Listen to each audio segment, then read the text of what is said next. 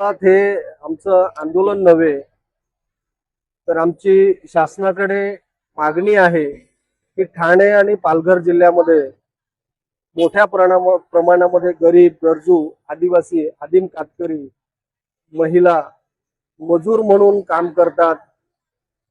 जसे विटभट्टीवर काम करतात, ऊसतोडीचं काम करतात, कोळसाभट्टीवर काम करतात, अशा ज्या गरीब महिला आहेत त्यांच्या हातावर पोट असल्यामुळे जे नैसर्गिक जी त्यांच्यावरती मासिक पाळी दरमहा असते त्यावेळेस त्यांना त्यांची आर्थिक परिस्थिती बिकट असल्यामुळे त्यांना ते विकत घेणं शक्य होत नाही, म्हणून ते दूषित साधनांचा वापर करतात आणि त्यामुळे त्यांच्या आरोग्याला खूप मोठा धोका निर्माण होतो.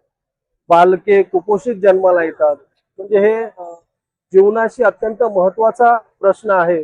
म्हणून श्रमजीवी संघटनेचे संस्थापक जसे आमचे सन्माननीय विवेक भाऊ पंडित राज्यमंत्री यांच्या नेतृत्वामध्ये ठाणे पालघर जिल्ह्यामध्ये सर्व तहसील कार्यालयावरती मोर्चाने एकत्रित येऊन सर्व सभासद कार्यकर्ते आम्ही तहसीलदारांना निवेदन देत आहोत की या महिलांसाठी जसं अंत्योदय रेशन गरीब गरजू लोकांना सरकार देतं, त्याचप्रमाणे त्या रेशनिंग दुकानामध्ये राशन सोबत ही सॅनिटरी नॅपकिन दरमहा शासनाने उपलब्ध करून द्यावं.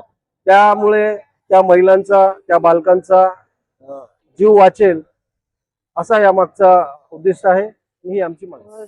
शासनाने तर ही महिलांसाठी मागणी जी आमची आहे सॅनिटरी नॅपकिन हा महिलांना मिळाला पाहिजे, त्याच्यासाठी आम्ही आज इथे बसलेलो आहे.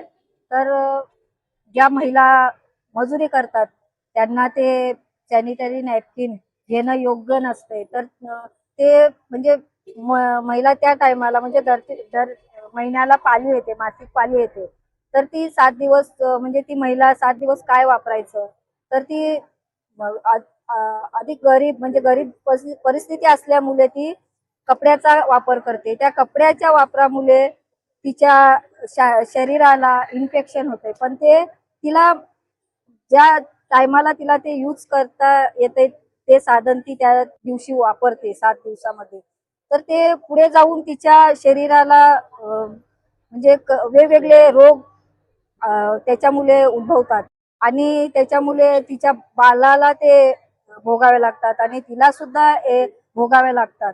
तर ते तिच्या बालाला निरोगी ठेवण्यासाठी आणि तिला पण निरोगी राहण्यासाठी आम्ही आज ही सॅनिटरी नॅपकिनची मागणी इथे तहसीलदार कार्यालयाकडे आम्ही मागतो.